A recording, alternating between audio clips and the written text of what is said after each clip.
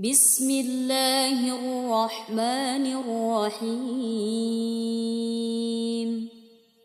اللهم إني أسألك خيرها وخير ما فيها وخير ما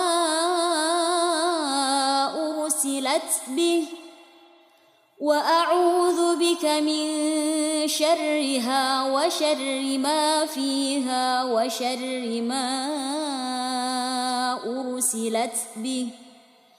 اللهم اجعلها رحمة ولا تجعلها عذابا.